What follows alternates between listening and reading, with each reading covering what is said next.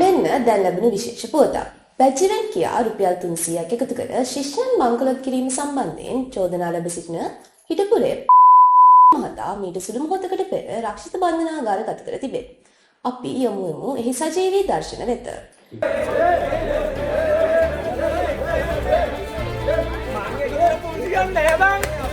එකතු කරත් එකෙන් බොන්න ගත්තේ නෑ. ඇයි මම මුම්මා කරන්න බෑ. මේක මුම්මා කරන්න බෑ.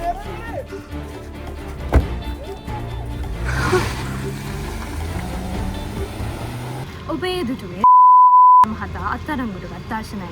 අපේ පිළිබඳව ජනතාවගේ අදහස් නිසා බලමු.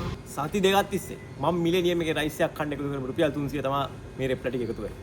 මම නම් කියන්නේ මල්ලි මේ පරණ රෙප්ලා ඔක්කොටම ජම්පර් අන්දන්න. අලුත් රෙප්ලාට ජය වේවා. දේශපාලන කුමන්ත්‍රණ මත අපේ නායකතුමා අත්අඩංගුවට අරගෙන තියෙනවා. මේ අලුත් රෙප්ලාගේ කුමන්ත්‍රණ. අපි මේක ලේසියෙන් අතාරින්නේ නැහැ. මේක සටන් කරනවා. අනිවාර්යයෙන්ම. ඒතර මහත්තයා මේ 300 ගැන මොකද කියන්නේ? මහත්තයෝ අපි 300 දුන්නෙත් කැමැත්තෙන් නම් ගත්තෙත් කැමැත්තෙන් නම් මාත්‍තර පාන්ද